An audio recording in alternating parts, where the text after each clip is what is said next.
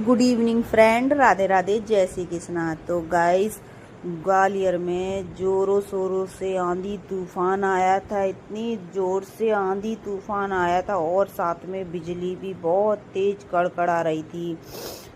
सब कुछ जो जहाँ पर थे ना, वो वहीं पर रुक गए थे। इतनी तेज हवा, तूफान। कहीं पे हमारी गली में तो एक दो जगह तो टीन भी उड़ के किसी की चली गई थी, किसी की छत पे से टब वगैरह दो तीन चीजें उड़ उड़ के जाने लगी थी। और फिर बाद में हो गई थी झमाझम बारिश। और रात में मेरे से बहुत बड़ी गलती हो गई थी कि ना, मंदिर का गेट मुझसे खुला रह गया था।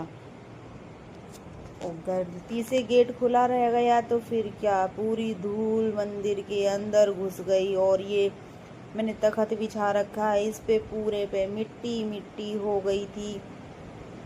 पूरे घर में मिट्टी मिट्टी मिट्टी मिट्टी, धूल मिट्टी, किसकिसापन। और आंधी आई थी 7 बजे, 7 साढ़े 7 का ऐसा ही टाइम हो रहा था। इतने बजे आई थी और लाइट भी चली गई थी। और मैंने मंदिर में जाके देखा तो पूरे में बहुत ज़्यादा किसकिसा लग रहा था। तो फिर मैंने सारा सामान हटाया और लग गई मंदिर की सबसे पहले सफाई करने के लिए।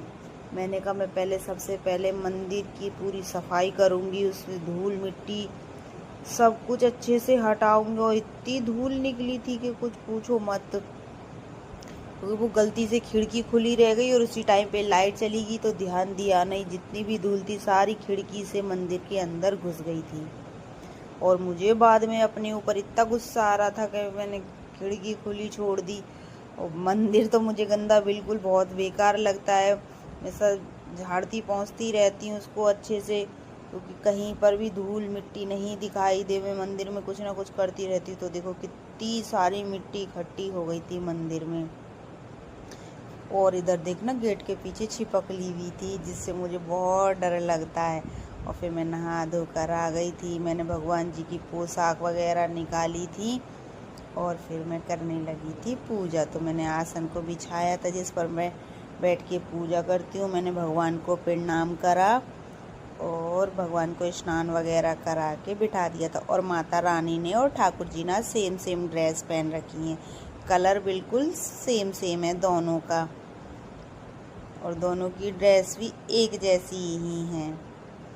तो फिर मैं किचन में चली गई थी खाना बनाने के लिए। तो आज मैं बना रही हूँ घर के बने हुए जवा, जो मैदा और सूजी मिलाकर बनाए